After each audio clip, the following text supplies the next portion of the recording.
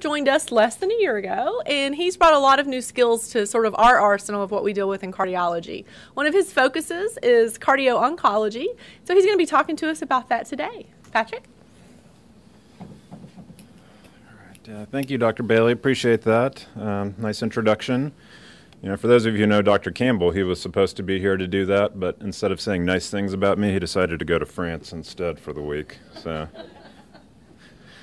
yeah, I'm going to talk about cardio-oncology. It's a bit of a passion project of mine. When I initially went into medicine, I was really convinced I wanted to do oncology. And then as I went to residency, I really fell in love with heart failure and kind of discovered this as a way to bridge two things that I was really interested in. And I'm going to talk to you today about what it is exactly and why I think it's important. Now, you may be thinking, oh, this guy's just going to talk about anthracyclines for an hour. That sounds really boring and terrible. And I'm not going to just talk about anthracyclines, though full disclosure, I will talk about it a bit because that's where all the data is. But I'm going to try to use that as a broader context for what the problem actually is. So first, we're going to talk a little bit about the epidemiology of where cancer is today, because I think to understand cardio-oncology, you have to understand where the treatment of cancer is. We're going to go a little bit of overview of cardio-oncology. What is cardiotoxicity? How big a problem is it? What are the short-term and long-term effects of therapy? And what can we do and who can we refer for this problem? So to start with, incidence of cancer, this is through the SEER registry, which is epidemiological registry that looks at cancer patients and is probably some of the best epidemiology in medicine, frankly. If you look at the incidence of cancer, there's 1.6 million new cancer cases per year, with about 600,000 cancer-related deaths. Breast cancer accounts for about 25% of cases in women, and that's an important one for cardio-oncology. Odds of developing a second cancer are about 2 in 9. Now, if you look at incidence over the span of 1999 to 2013, which is some of the most recently available data, you see that incidence has decreased in men because of a decrease in prostate cancer, but it's remained stable in women due to an increase in breast cancer. And whether or not that's actually increase or decrease in the actual numbers or more the changes in screening that we've done can be debated. But there is more breast cancer that's being diagnosed and treated, which is important. Now, cancer accounts for 25% of all deaths. 30% of those come from lung cancer. If you look at improvements in your 5-year survival between 1975 and 2012, you have improvements in essentially all cancers in 5-year survivals. If you look at the mortality data from 2010 to 2014, you have overall cancer mortality decreased by 1.8% in men, 1.4% in women, and breast cancer mortality decreases by 1.6%. If you look at where the greatest disparity between new diagnoses and cancer deaths are, it's in breast cancer. So in 2014, there were 240,000 new cases of breast cancer, balanced by 40,000 breast cancer deaths. So that's a lot of women surviving breast cancer who potentially, as we're going to talk about this, may have some issues with the therapies they receive down the line. If you look at overall 5-year survival, it's going up from 50% to 66% most recently. And over 20 years, that translates into an avoidance of 1.3 million deaths. And by 2020, that's expected to be about 20 million cancer survivors. That's a high number. That's about 1 in 20 people in the United States. So everybody's going to know somebody, I mean, especially in medicine, obviously, but more generally, that's a lot of people surviving cancer. And even pediatric cancer, there'll be more people surviving pediatric cancer. There'll be 750,000 pediatric cancer survivors in the United States. Now, what is cardio-oncology? If you want to be really not helpful at all in describing it, you can say it's the clinical overlap of cancer and heart disease. I don't think that really says very much. But what it is essentially is looking at the side effects of the chemotherapy, radiotherapy, potentially surgeries that we use, and looking for cardiomyopathy, treating pericardial disease, valvular disease for patients who've received radiation, vascular disease, hypertension in some of the VEGF inhibitors, thromboembolic disease, and looking at arrhythmias like AFib that you can see with ibrutinib or QT prolongation, which again is an important thing to know about if you're giving patients antiemetic drugs that prolong QT.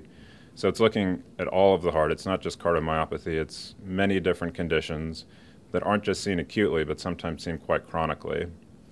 And so the goals of this discipline, when I identify patients who are high risk for getting cardiac toxicity during therapy and afterwards, not everybody's going to be like that.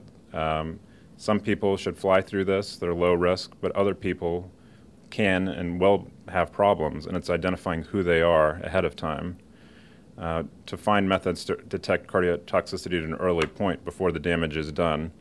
Ideally, we want something that we can find before you have irreversible issues, and then find ways to prevent cardiac toxicity in high-risk patients. And then I think one of the most important things to remember here is that the goal here is to assist oncologists to give the drugs that they want to give. It's not to come in and say, no, you shouldn't give that drug, that's wrong. It's to make sure that the patient gets the medicine they need. And in fact, if you look at the ASCO guidelines for cardio-oncology, it talks about that anytime a drug should be stopped, it's a discussion between the cardiologist and the oncologist, and it's not the cardiologist coming in and saying, you shouldn't do this, this is wrong. It's a discussion about what's the most beneficial to the patient. And sometimes what's most beneficial to the patient is getting a medicine that is high risk and monitoring it and treating that patient appropriately. But it's important that we're here to help the oncologist to do their job to the fullest. We have the luxury of having these conversations and having these discussions about cardiotoxicity because the oncologists have done such a good job, because our cancer mortality is down, because patients are living longer. And now our goal is to make them live even longer by helping to take care of some of these early and late effects of this therapy. So here are the patients. I think you can broadly put them in three categories. You have those who have existing structural heart disease, or those who are high risk of developing cardiac events on chemotherapy. Patients who are smokers, who are hypertensive, who have coronary disease, who have cardiomyopathies to begin with. How do we treat them ahead of time? How do we screen them? Those patients who develop cardiotoxicity during treatment with chemotherapy or radiotherapy, so that your acute events, your acute heart failures, your acute arrhythmias, acute pericarditis. And then looking at cancer survivors who years from their treatment have developed chronic valvular or myocardial disease from prior chemotherapy or radiotherapy. So there's three distinct groups, before, during, and after, that we have to focus on. I'm just going to go over what's I think what most people would think of as kind of a classic case for cardio-oncology to kind of frame where the discussion goes further. So this is a case that I saw when I was in training. It was a 40-year-old male came in to the hospital with weight loss, a palpable abdominal mass, some night sweats. He had a CT-guided biopsy that showed a non-Hodgkin's lymphoma. He had infiltration of his bone marrow, and he was started on aggressive chemo with EPOCH-R, which is a regimen that contains an anthracycline, doxorubicin in this case. Initially, his EF was totally normal. His global longitudinal strain, which is kind of a way now that we look at changes in myocardial deformation and potential signs of myocardial weakening before your EF drops, and it's something that's most validated in cardio-oncology. But everything was normal, so global longitudinal strain of greater than -18 is normal. So he had an echo done at 3 weeks after the start of chemo. His EF was still normal, maybe it was down a little bit, but his global longitudinal strain was down to -15%, which is definitely abnormal. And so based on that, he had another echo that was done after cycle 5 when he had accumulated about 250 millimeters per meter squared of doxorubicin. At that point, his EF had dropped to 40%. His global longitudinal strain was even lower. And of course, he was asymptomatic at that time. But given his drop, he was started on heart failure medication, and anthracyclines were withdrawn from his regimen. And a repeat echo after his last cycle, his 6th cycle, showed his EF had come back up, his GLS was increasing, and he was in remission. And so, going forward, I think that this is something that had a very positive effect for this patient. He was screened, he had a drop in his EF, he was treated appropriately, and down the line he didn't have any further issues. If you miss this, this is somebody who's set up long-term to have issues if his EF is low. And that can correspond to hard cardiac events down the line, and we'll talk about that a little more later. So why is this important? Why do we care about this? How big a problem is it? If you look at pediatric cancer survivors, they're 15 times more likely to have heart failure than their siblings. That's a big number. If you have Hodgkin's lymphoma survivors, cardiomyopathy or cancer-related death, not just cardiomyopathy, is the leading cause of death 20 years after diagnosis. And that's a rare diagnosis, but think about that. These are young people getting this disease. This is not necessarily a disease of older adults, even though it can be, but this is a lot of potential quality years lost in young patients. If you have a 20-year-old who develops Hodgkin's disease, that's at age 40, your leading cause of death is heart failure, heart attack, and that's a big deal. It's estimated there are 5 million cancer survivors at high risk for cardiomyopathy due to anthracycline exposure alone. Just anthracycline exposure, nothing else. And that's, again, that's a big number. 2/3 of cancer survivors are 65 or older, so that increases the risk towards other comorbidities. And again, there's definitely an interaction between risk factors for cancer and cancer survival. And let me prove it to you, not just say it here. If you look across cancers, those patients who have no cardiovascular disease do better than those who don't. You know, it's just there. It's there in the data. If you have cardiovascular risk factors, you do worse.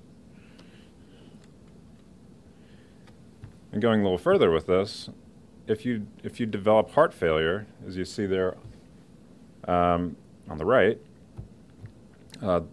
heart failure with one hospitalization, the mortality of that is worse than any type of Hodgkin's disease, than local or regional breast cancer, than local or regional colon cancer. So if you treat a Hodgkin's lymphoma patient and give them heart failure, that's not exactly a good outcome for them because their mortality is worse. Again, we have to treat these patients. It's not a question about whether or not we treat them or how aggressively we treat them, but it's a matter of making sure that in doing that, we protect them from heart failure and lives and quality years of life lost down the road.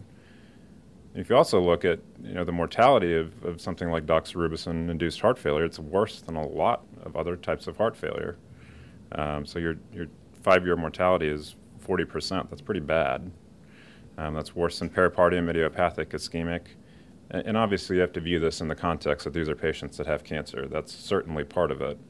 But we want to avoid this for these people because the mortality is so bad. And so it can be a big problem. And let's look kind of regionally where we're at. So if you look at incidence of cancers by state, we're actually not the worst. We're sort of in the middle of incidence. But if you look at mortality, we're towards the bottom. And why is that? Is that because we do a terrible job of treating our cancer patients? No, I don't think that's what it is at all. I think it's because if you look at the CDC data, we are a hotbed of heart disease in this area. We are right in that cluster of strokes and heart attacks and really sick people. And if you look at Tennessee versus the U.S., we have a higher proportion of smokers. We have a higher proportion of patients who are overweight or obese. We have a higher rate of patients who have had heart attacks, who have had strokes, who have had coronary disease, also patients who don't have health care coverage. And so there's a lot of factors going into why our patients potentially would do worse, but a lot of those I think are probably heart-related because these patients are just sicker than the national average when they go into their treatments. Now there is obviously an intersection of cancer and cardiovascular disease. Obesity is a strong adverse risk factor for certain types of cancer, particularly breast cancer. If you have a weight gain of 16 kilograms in premenopausal women and 13 kilograms in postmenopausal women, it twofold increases your risk of breast cancer-related death. Obviously, it's also a strong risk factor for cardiovascular disease. In terms of diabetes, if you look at the Framingham Heart Study, which is where a lot of our long-term epidemiological data comes from, presence of diabetes in a 50-year-old confers your highest lifetime risk of cardiovascular disease and mortality. But we also know that a high proliferation of insulin-dependent growth factors can be associated with worse outcomes in breast and colon cancer, and that's why there's some of this data, the signal that maybe metformin can be beneficial in those patients. And I think that's still TBD. And then obviously smoking, and if you want me to talk to you about what smoking does for heart disease and cancer, find me afterwards and we can have a nice long talk about it. So how do we report the data? Where do our numbers come from? Are there any problems with it? Is this really a bigger problem than we think it is? And so let me tell you a little story. It's about ponatinib. Parents in the audience, you can take some notes on this for tonight. So ponatinib is a tyrosine kinase inhibitor. used to treat CML. In particular, it's used to treat a certain mutation of CML called T315I, which when patients develop resistance to other tyrosine kinase inhibitors, is usually from that mutation, and there wasn't anything available to treat those patients before ponatinib came out. So in the November of 2012, there's a phase 1 clinical trial in the New England Journal of Medicine. They followed these patients for 13 months. There was no cardiovascular safety signal at all. None. In December of 2012, the FDA approved this on an accelerated basis because, again, there was no other drug available to treat what was going on in this case. At that point, they had some aggregated phase 2 trial data that showed 8% cardiovascular cerebral peripheral thrombosis rate, including some fatal MIs and strokes. Again, not that bad, right? Not great, not bad. A little different than what they first saw. About a year later, they had a subsequent phase 2 trial that said there was about a 4.5% arterial thrombus risk. That was if they considered it treatment-related. If they didn't consider it treatment-related, it went up to 16.5%. Well, that's a big number. And then subsequently later that month, the follow-up data for another phase 2 trial came up, and it was 24% who had MI, stroke, limb ischemia. And then, after that, the long-term follow-up for that phase 1 trial that had no cardiovascular safety signal came out and had a 48% vascular side effect profile. So think about that. You had a drug that was released that had a very minimal safety signal for cardiovascular events. And a year later, 50% of those initial patients had some sort of cardiovascular event. 50%. How does that happen? And so the FDA pulled ponatinib for a while because they were mad, and then eventually reinstated it with a narrowed indication only for patients with that mutation. Okay? It's an important drug, but we also missed the safety signal that was there for over a year. So how do we grade events in oncology trials? So oncology trials have probably the most rigorous definition for adverse events that are out there. It's called the Common Terminology Criteria for Adverse Events. It's far ahead of other fields. It's used in about 100% of oncology trials. And so it sounds great, and it is great, but it also has problems. And what is that problem? In this case, it's about semantics. So let's use an example here. You have a 50-year-old who's going on this very exciting new treatment, and his pretreatment EF is 60%, and it drops to 35% on echo, but he's totally asymptomatic. How do you code that? Well, a couple ways, it turns out. Well, you consider them to have left ventricular dysfunction. Okay, let's go with that. This is under cardiac disorders tab. Well, they're not symptomatic, so I guess they're a grade 0. Doesn't matter, right? Because left ventricular dysfunction's there, but they're not symptomatic. Well, let's try heart failure. So you go to heart failure. They're asymptomatic, and they have cardiac imaging abnormalities. So I guess they're a CTCA1, which we would consider not to be very severe.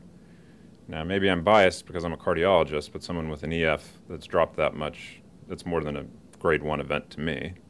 And I think the patient would probably agree. But if you go further and you look under a tab that is called investigation, there is another category that is ejection fraction decrease. And in that case, it would be a grade 3 event, which is a much bigger deal and something that we really care about when we look at clinical trials. And so when you look at the clinical trial data for a lot of these oncology trials, it can actually be confusing because sometimes you don't know what has been coded where. And sometimes the package inserts, if you read it, it is very confusing because they may use different grades to make their drug sound more appealing, which is understandable. But it's not always very straightforward. Now, when is an adverse event an adverse event? It's when a site investigator reports it as an adverse event. When does that make sense? If there's a subtle exam finding that, they oscillate and it doesn't seem like that big a deal. When does that not make sense? When it's objective lab data or imaging data. If that data is there and it doesn't get sent, which does happen, not infrequently, then that never makes it into the trial. So first off, it has to be decided to be an adverse event. And then sometimes, even if that event is reported, it has to be considered treatment-related. So if the site investigator says, I don't think this is secondary to treatment, then it doesn't count. And that's the way that a lot of things slip through the cracks, because you have to think about it for it to count. And of course, that makes sense if there's a plane crash and a patient dies. That's not treatment related. But if a patient has a heart attack and you don't think it's related, like what happened with ponatinib, it can cause real problems down the line because unexpected events get missed. So that's oncology. How do we define it? Cardiotoxicity in cardiology trials. And I think this is kind of one of the areas that's troublesome. If you look across different papers, there is no set criteria.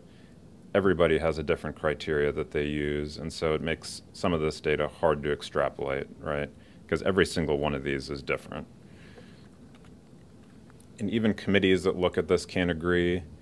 The Cardiac Review and Evaluation Committee says it's a reduction of EF from baseline to less than 55% with accompanying symptoms, or by 10% to less than 55% with symptoms. But then you have the ASE, which is the American Society of Echocardiography, that says it's a decrease to less than 53%, or a decrease in global longitudinal strain that wasn't even mentioned before. So everybody's a little different, so that doesn't particularly help either. It's not like oncology. Oncology has set criteria for what they consider adverse events. We really don't in cardiology, which makes it challenging. So let's talk a little bit about anthracyclines, because that is where the meat of the data is from.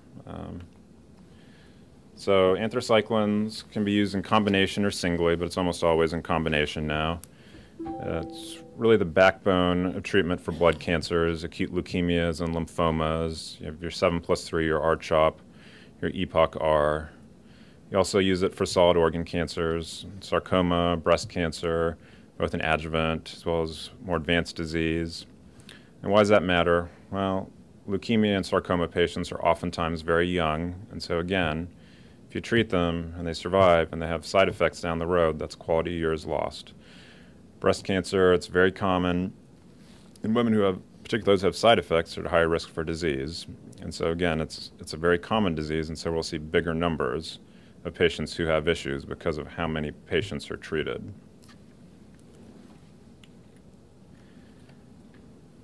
Now, in terms of when do you start seeing issues with this? Well, for one, you can have issues with any amount of doxorubicin. And I think if you looked at the historic data that looked at symptomatic heart failure, you'd see around 3% at 400, 7% at 450, 18% at 700. Now, for reference, R-CHOP, you get 6 cycles of 50 milligrams per meter squared, so it's 300. So that wouldn't really reach those criteria, and you would say maybe not that big a deal. But if you look at the more contemporary data, the inflection point is actually around 250, where your odds ratio really starts to climb. And so that means a lot of the patients that get treated with chemo regimens hit that plateau, right? Your R-CHOP patients do, your patients who are getting treated for breast cancer who get high-dose anthracyclines, dose-dense anthracyclines, they will hit 250. So a lot of patients will hit that plateau where the odds ratio really climbs quite a bit. If you look at the other more contemporary data in terms of, again, this is symptomatic heart failure, 5% at 400, all the way up to 48% at 700. That's a big number. Again, we're not treating that many patients with 700 milligrams per meter squared of anthracycline. We hope to never have to do that, but in some patients that is necessary. Now again, this is just symptomatic heart failure. It's not asymptomatic LV dysfunction, which in itself is a problem. If someone has a decrease in their LV EF, it's not benign. So if they looked, this is some older data, but in 201, they looked at 201 patients treated with anthracyclines with a median dose of 450 milligrams per meter squared. 23 showed abnormal echo findings after therapy, 38% 12-year median follow-up. Again, that's a big number. And then if you look at adult survivors of childhood cancer, at 18-year follow-up, 43% had either reduced systolic or diastolic function. And again, that is big. That is big. That is potential for quality years lost. And that's the point I want to hammer home, that is what we are trying to avoid, is quality years of life lost by treating these patients. So there's other anthracyclines that are used in other regimens, and the dose at which you start to see increased risk is higher. We can do liposomal anthracyclines, and those are aimed to reduce cardiovascular outcomes while maintaining potency. The issue with these is they're expensive and they're harder to find. The idea behind it is if you encapsulate them in a lysosome, they have a harder time getting out of the vascular endothelium, but because the cancer's vascular endothelium is so disorganized, it has an easier time getting out of there and getting into cancer cells rather than normal body cells. And then there is an increased risk of events with bolus rather than IV infusion. And so there are some ways, by route of anthracycline that we can cut down on some of the toxicity. And something new. So this is for the cardiologists who have looked at JAK within the past couple of months. There's been some data with checkpoint inhibitors that are used now in oncology. And for those of you who aren't aware of this, checkpoint inhibitors are medications that kind of ramp up the immune response to cancer. So these are PD-1 receptor antagonists. And essentially the cancer shields itself from the immune system, and this drug allows the immune system to kind of go into overdrive to treat cancer. When I was at Vanderbilt, we had some of the first reports, and again, this is well after these trials came out, of patients who had fulminant myocarditis from checkpoint inhibitor treatment. So that we had 2 patients while we were there, both developed heart block, VF, that was intractable, who died despite very aggressive steroids and immunosuppressive treatment. And so this kind of prompted people to look back and say, maybe did we miss something with these patients? Is that this more of a problem than we think it is? And so this is from the initial data from Vanderbilt when they looked back. The risk of having myocarditis was still felt to be pretty low. It was 0.3%, and it was in patients who had combination therapy. So we do this singly and in combination. I think in combination is probably going to be a little more common going forward. Well, that was about a year and a half ago. This came out within the last couple of months in JAK, and they looked at this some longer-term data. And so what they found was, well, first off, these patients got this, most of them within a month of getting treatment. They all had for the most part, had abnormal ECGs, they had elevated troponins. Their EF didn't always change. And their NT-pro and BNB was elevated in about 2/3 of cases. But the kicker here was that the number had gone up from 0.3% to 1.5%, which again is a much bigger number. And if you were in combination therapy, that number was even higher. So this is something that's going to be emerging over time, and again was an issue that at first was missed. And it took a year or so before people started noticing at different centers, like, the patients who are on this medication are sometimes kind of dying kind of horribly, and there's nothing we can do about it. And it took a lot of cardiologists at different places talking to each other to realize, like, maybe this is part of it, and oncologists too. I'll give them credit too. And so again, now this is emerging as something that is more common than we think it is. Again, something that was not seen up front. And so we have to have our eyes open when we are taking care of patients who are on these medications, because if you don't pay attention, you will miss something. So what didn't we talk about? A lot of things, which is why it's a fairly big discipline. There's HER2/neu inhibitors that are used to treat HER2/neu positive breast cancer. You can have LV dysfunction, cardiomyopathy, usually reversible about 80% of the time if you stop the medicine.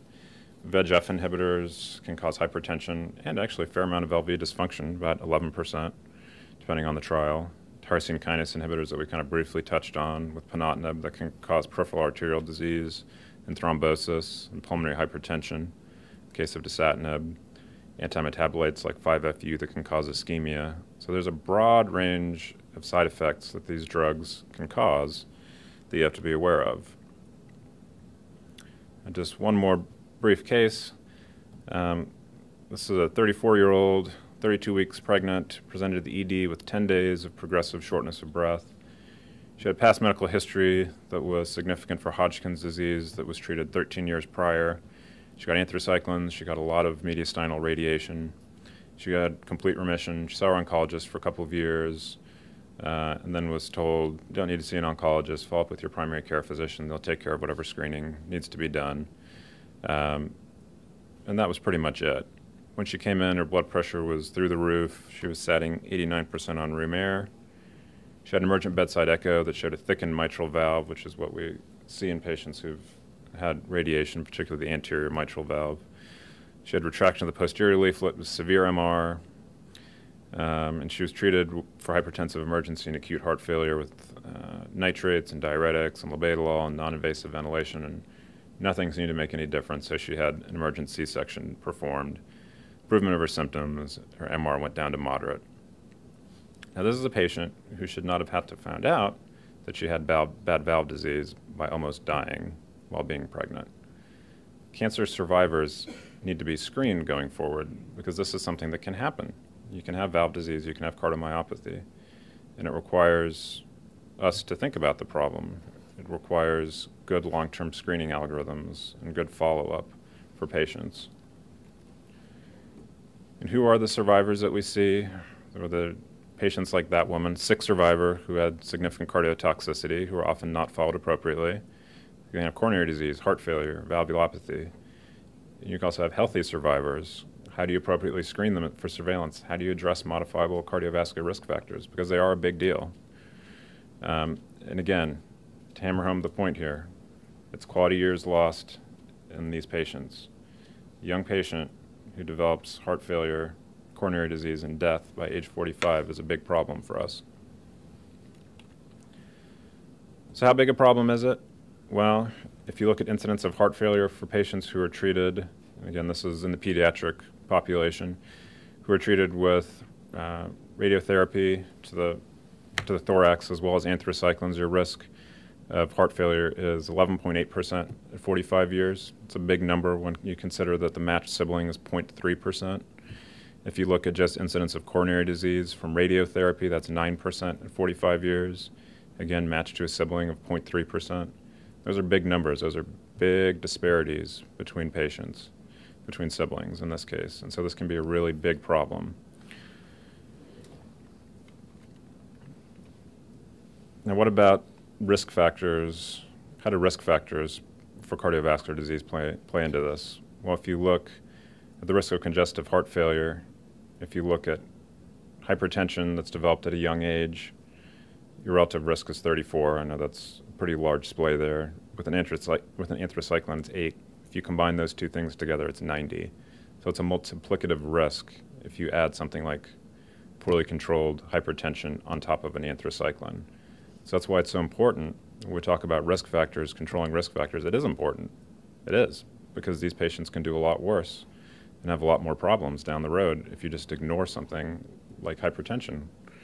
Same thing with coronary disease, multiple risk factors like smoking, hypertension, diabetes. You combine that on top of chest radiotherapy, multiplicative risk increase for coronary artery disease down the line.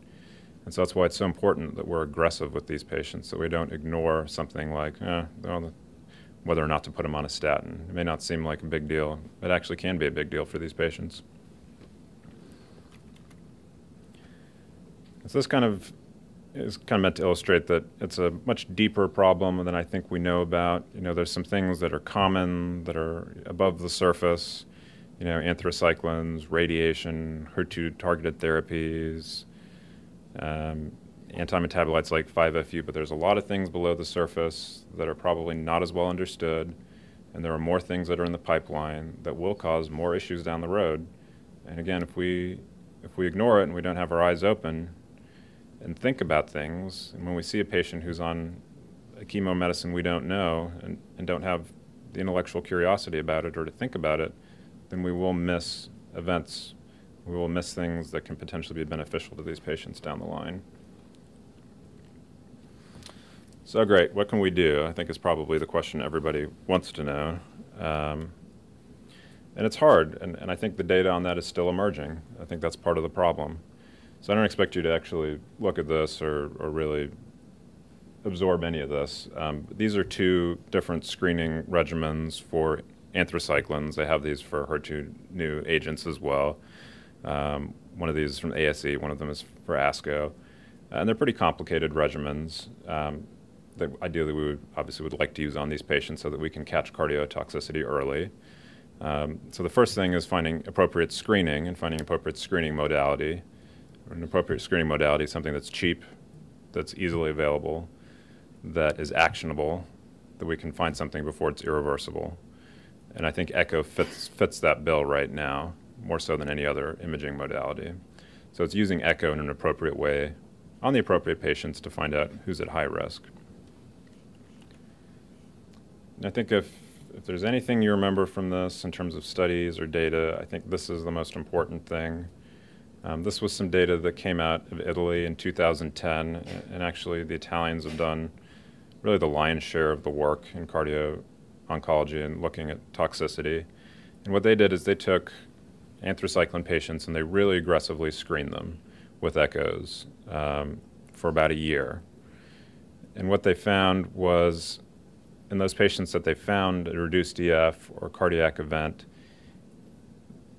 if you were able to treat them with heart failure medications like an ACE inhibitor or a beta blocker early on, so this is months after completing therapy, if you were able to find their reduced EF, treat them with heart failure drugs early on, you had a chance of reversing their cardiomyopathy. If it went beyond 6 months, there was no response to treatment. So if you missed your window early on in the first 2 to 6 months of treating these patients and you missed something, then you really had a hard time improving outcomes further on. Now, does that actually mean anything in terms of heart events? In this case, yeah, it did mean heart events. So your full responders had really fairly low rates of cardiovascular events, whereas your non-responders or partial responders had quite a few. And in this case, they used non-responder, someone whose EF didn't change at all, partial responder, someone whose EF changed but didn't go above 50%. So they had quite a few cardiovascular events. And if you look here, 29% of non-responders had some sort of cardiovascular event, largely driven by life-threatening arrhythmias, which is kind of a big deal. And so there is a difference with screening. If you can screen these patients, if you can find them early, if you can treat them, you can avoid hard cardiovascular events. And that, at the end of the day, is the goal. In some cases is the problem with a lot of our trials. It's finding a way to avoid hard events, which the trial did show. And that kind of goes into this. Can we prevent cardiotoxicity? It's been looked at in a couple different trials of putting patients up front on something like a beta blocker or an ACE inhibitor and seeing what happens to their EF. We looked at this in Overcome and Prada and Manticore, and you did see that the EF stayed better if you were on something like candesartan in the terms of Prada or bisoprolol for Manticore. And so that's nice. The EF only dropped 1 point. If the placebo dropped 5 points, 5%. The issue with this, right, is that we don't know if we're actually stopping hard events here, because we have to enroll enough people to know that we're avoiding hard cardiovascular events. So it's one thing to say, well, the EF didn't drop as much. It's another question of, did we actually prevent something down the line? And I think that's where the data is missing. Now, that being said, if you looked at Manticore, the patients who were on bisoprolol had less treatment holds, so less of their medications were held, which I think most people would consider to be a good thing. So if we can make sure the patients keep getting their chemotherapy, I think that's a good thing. And so that at least has been shown by the data, and that the EF, there's some attenuation of EF drop, but we still have to know, are we solving hard events? And then the other thing is, they use this for all comers for chemotherapy. Can we pick this out for patients who are actually at high risk? Will that make a big difference? And I think that is what we're moving towards. Now, survivors, what do we focus on with long-term survivors? Well, part of it's patient education, right? If you see a lot of these patients afterwards, they say, I have no idea that there could be something wrong with my heart. I have no idea. And so making sure that they understand that, making sure that providers out in the community understand that this is a problem for these patients going forward. Who should follow this? Who should follow them? Should the oncologist follow them? Should the primary care physician follow them? Should the cardiologist follow them? I think that's still up in the air, and that's something we need to work on. And then risk factor adjustment. We have to be aggressive about screening and controlling hypertension in these patients. It can make a big difference. And then assessing other cardiac risk factors. Does this patient need to be on a statin? Well, you may never think a 30-year-old needs to be on a statin, but a 30-year-old who got anthracyclines, who got a bunch of radiation to their chest, probably should be on a statin. And sometimes we can do things like use a coronary CT to risk stratify them further, because if you look at the 10-year cardiovascular outcomes data, you wouldn't put someone who is 30 on a statin, but if you have a high enough coronary calcium score, you would. And so it's finding other ways to help put these patients on statins, provide them risk factor adjustment that they need, and then doing appropriate screening. So for children, there's a COG work group recommendation that you can find online. For adults, it's screening per ASE guidelines. That's starting 5 to 10 years after radiotherapy to look for valvular heart disease. If you look at how we're doing in terms of screening patients, and this applies to pediatric survivors, we don't do a great job. Even at a cancer center, 53% of those patients received an echocardiogram appropriately. That's not great, especially when you can see that there's some pretty hard cardiovascular events that can come down the line. If it's out in the community, it's only 20%. So that's a big deal. That's an area we can focus on. That's an area we can work towards. And that's something that we're going to try and work towards here. Shirley Chase is going to help me with that. So we can look at patients in our community and try and find those patients and get them appropriate screening. And if you look, again, at the recommended frequency of echoes for these patients who've gotten anthracyclines or radiotherapy, it's pretty often that they are recommended to have echoes for quite a while. If you're less than 1 and you had any dose of anthracycline, which God forbid anybody's child would have to have that happen, it's echoes every year. And we know that people don't do that going forward. And so this is an area where we can potentially make some changes. So again, I think the key here is modify risk factors, control blood pressure aggressively, make sure they're on statins appropriately. There are some animal models that suggest that statins attenuate radiation in patients. Discussion of weight loss and diet and exercise. Exercise is also helpful. So who should we be referring to? Well, in the hospital setting, I think you have a patient with a history of chemotherapy, someone who's receiving chemotherapy who has LV dysfunction, even if it's asymptomatic, that is an appropriate referral. Cancer patient who has a P or DVT or new onset AFib, you want to talk about what's the best anticoagulation strategy, because sometimes that can be complex. Or anytime you're confronted with a chemotherapy agent you don't know, and a patient who has a cardiac issue, you want to know what else you should do, if there's anything else you should think about. And frankly, anytime you have a question is a good reason to reach out and ask. That's what we're here for. In the clinic setting, I think survivors of pediatric cancer who've received radiation or high-risk medications like anthracyclines, especially those with concerning cardiac symptoms, those are definitely patients who should be referred. Adult cancer survivors who've received left breast radiation or mediastinal radiation, who are greater than 5 years from their radiation, those are patients who should be referred, at least for an echo, to be evaluated. Again, that's kind of the time frame when we could start to see valvulopathy and cardiomyopathy as late effects from their treatment. And then a patient who's receiving chemo, who's having concerning symptoms, syncope, chest pain, shortness of breath. Those patients should be referred to be evaluated so that we don't miss anything. So that's what I've got here. I've got my cell here. If you have questions and need to reach out at all at any point in time, if there's a consult you'd like me to see, feel free. It's my email. You can reach me over Epic with questions. I'm always available to answer anything you have. And I'll open it up for questions now.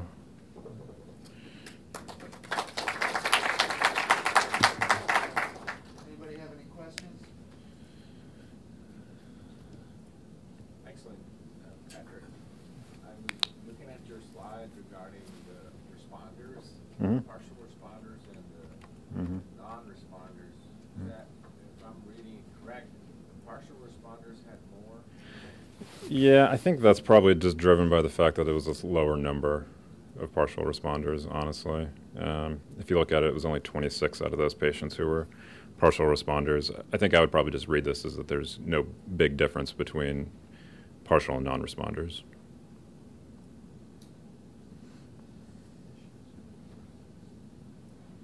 Thank you. All right, thanks.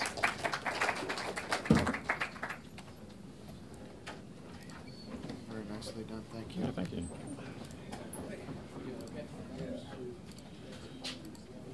You know, I always wonder, you know, some of the data. You do worse when you have cancer. If you have heart disease, you probably do worse if you have cancer. If you have renal disease, or if you have liver disease. They are looking at that. Yeah, it's funny, I've had 2 patients with compensated cirrhosis, but real cirrhosis, had varices and all that other stuff. And they got XRT, one was for prostate cancer and one was for some squamous on the head. And they both came careening off the rails and died, and I wonder if it's just not some wouldn't surprise me. issue. But it's an important thing to think about, especially with all the childhood cancer and stuff. So I appreciate your time. Well, Dr. Stevens, Hey. I'm Mike Davis. Hey, Mike, It's good nice to to meet you. Yeah, you Nice too. to meet you. I had a patient on the floor yesterday. Got admitted on ibrutinib with AFib with RVR. Okay. And so opened the whole thing, a whole world of, she's showing some oncologic response, or her counts are normal-ish, but I'm having trouble controlling her rate. Her titrating